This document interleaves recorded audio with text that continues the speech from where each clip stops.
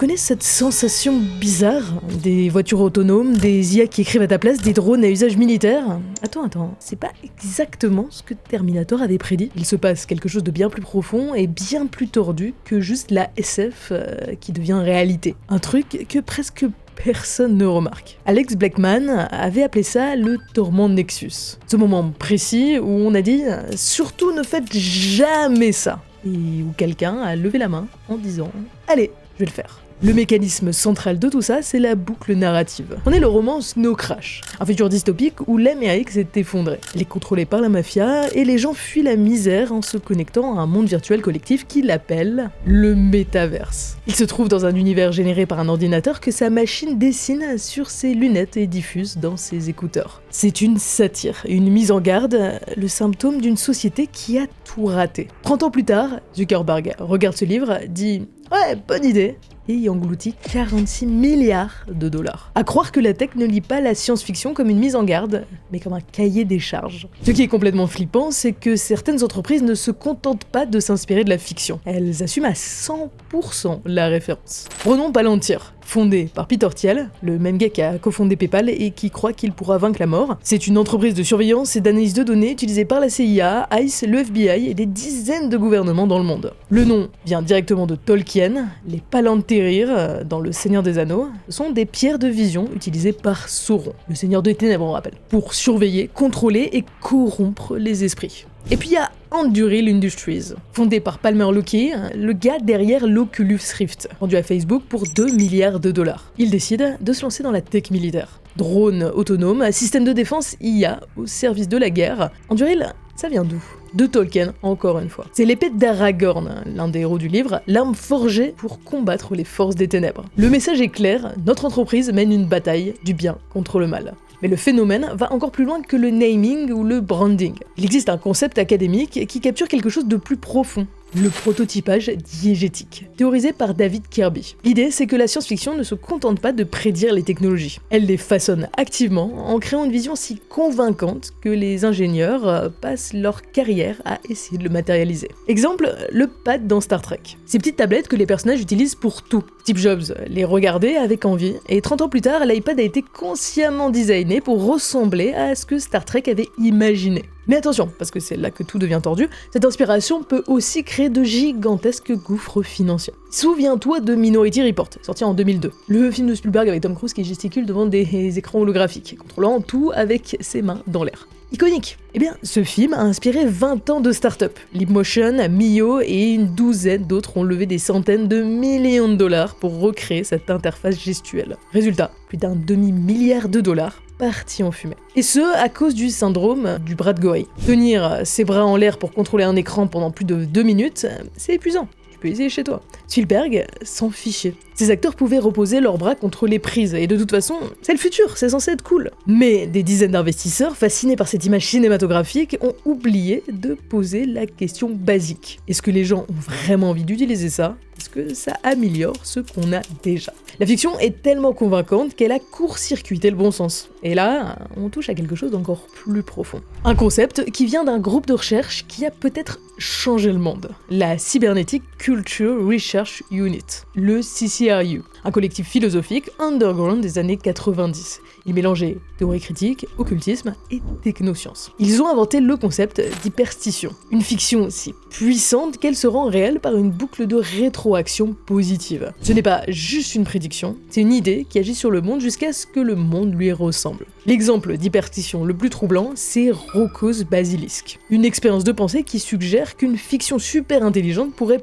punir rétroactivement ceux qui, aujourd'hui, n'ont pas suffisamment contribué à le matérialiser. Si t'as lutté contre une IA et ralenti sa puissance, tu seras puni. Maintenant que tu connais l'idée, tu es potentiellement concerné. C'est à la limite du délire superstitieux, mais elle circule sérieusement dans certains cercles tech. Et elle pousse réellement certains milliardaires à accélérer le développement de l'IA, pour éviter une punition future hypothétique. Comprenez l'idée, le futur qu'on construit n'est pas le futur possible, c'est le futur imaginable par des quadragénaires qui ont grandi avec Star Trek et Terminator. Non, Elon Musk n'est pas visionnaire, il n'a pas raison avant tout le monde, il a créé sa propre réalité. Et ça change tout. Ce que l'extinction des coléoptères nous apprend sur les robots tueurs. En Australie, dans les années 80, une espèce de coléoptère a failli s'éteindre. Pas à cause d'un prédateur ou d'une maladie, mais de bouteilles de bière. Les mâles de l'espèce, Julodimorpha bakeweli, oui c'est son vrai nom, se retrouvaient dans le désert et au lieu de chercher des femelles de leur espèce, ils s'acharnaient à essayer de s'accoupler avec des bouteilles abandonnées, jusqu'à en mourir de déshydratation sous le soleil australien.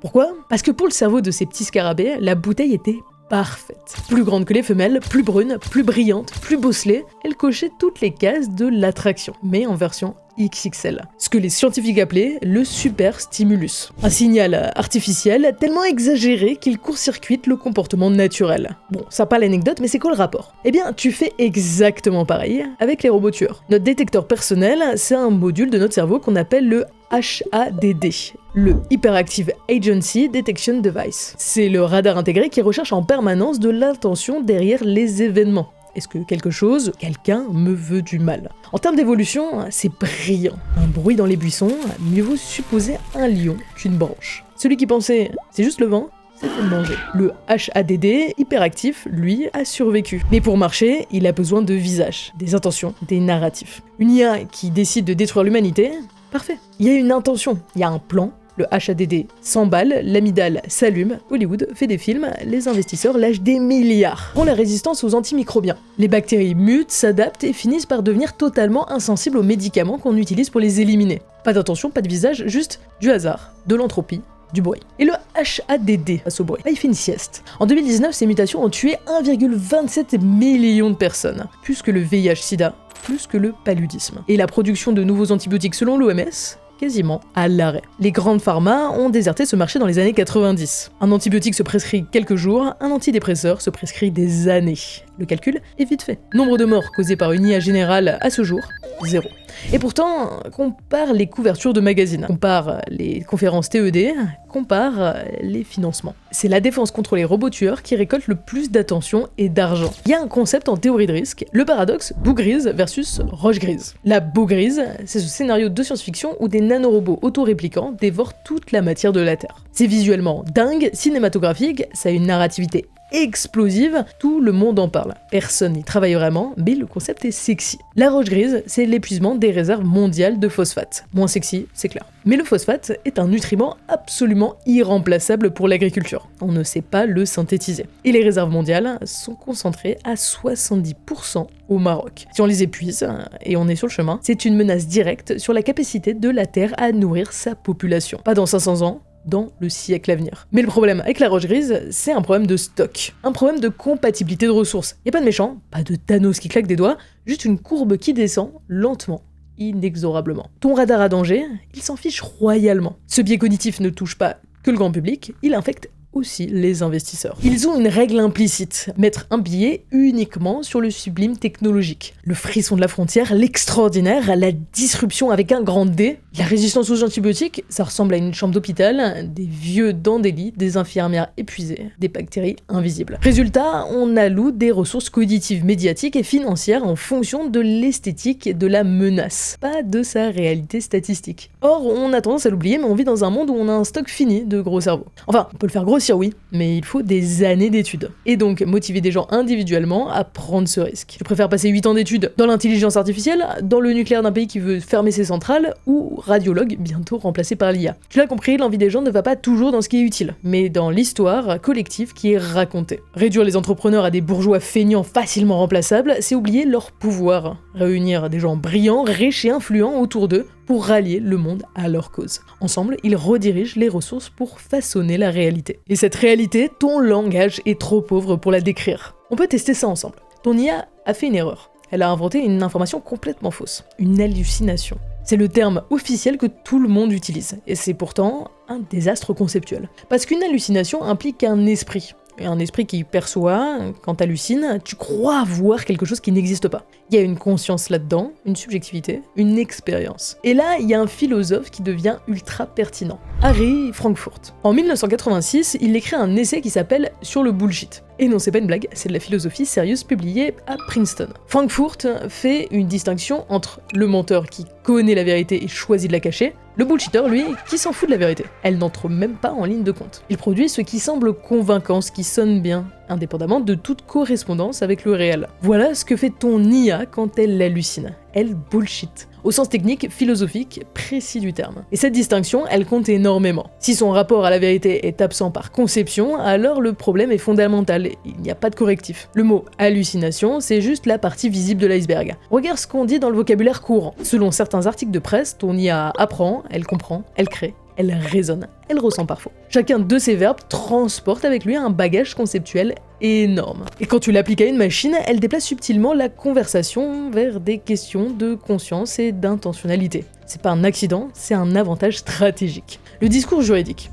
Attendez. Pour ce qui est de la responsabilité du contenu généré, l'IA n'est pas un éditeur. Elle ne fait que transmettre. Section 230, merci, bonsoir. Tu vois le paradoxe, le langage n'est jamais neutre. Quand tu parles, tu construis un cadre, avec des consciences réelles sur qui est responsable quand quelque chose va mal, sur qui détient les droits quand quelque chose de valeur est produit. Les mots sont la politique avant la politique. Le cloud, rien que ce mot, il est parfait, non ? Un petit nuage. Sauf que le cloud n'est pas dans le ciel. Il est sous l'océan, il pèse des millions de tonnes et il se fait parfois attaquer par des requins. 70% du trafic internet mondial passe par un seul endroit, Loudoun County, en Virginie. Si tu devais dessiner une carte du vrai internet, ce ne serait pas un nuage planant au-dessus du globe, ce serait une zone industrielle en Virginie, reliée au reste du monde par des tuyaux sous-marins renforcés au Kevlar. Des questions un peu plus gênantes, genre qui contrôle ça? Qui paye pour ça? Et c'est quoi l'impact? Voilà le boulot d'une bonne métaphore. Empêcher que ces questions émergent. C'est pas du langage, c'est une fiction qui programme ce qu'on voit, et surtout, ce qu'on ne voit pas.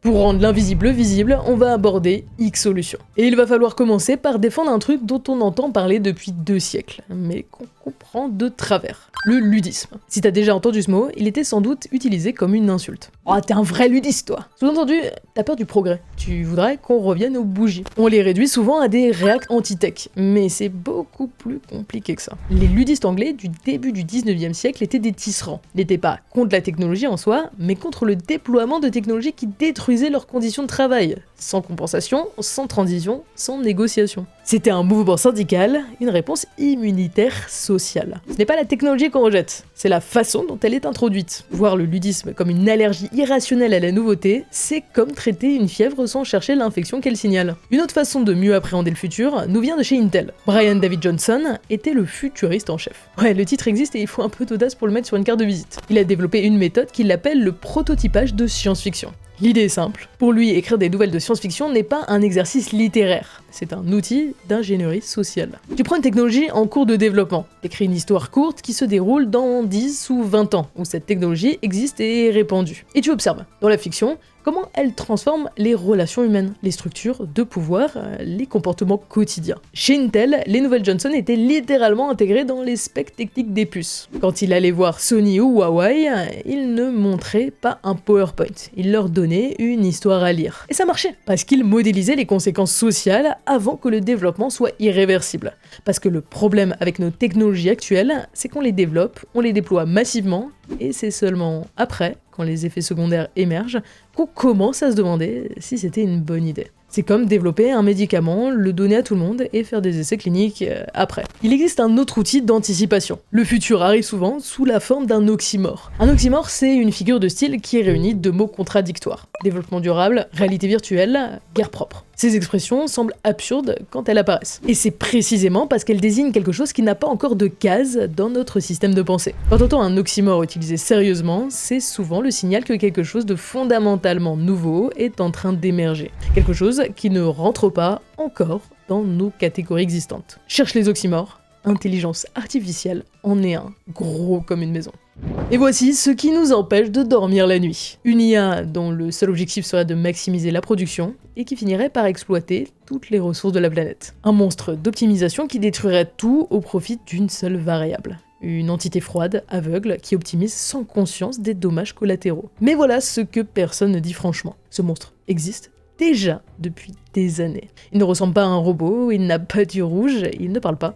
Il s'appelle la société par action à responsabilité limitée. N'importe quelle grande entreprise est légalement programmée pour maximiser une variable unique. Pas les employés, pas la cohésion sociale, pas la biosphère. L'entité continue à avancer inexorablement, une entité tombe, elle est remplacée. Parce que sa programmation lui ordonne parce qu'elle est juridiquement contrainte de le faire. On est déjà à l'intérieur de l'entité qui nous fait peur.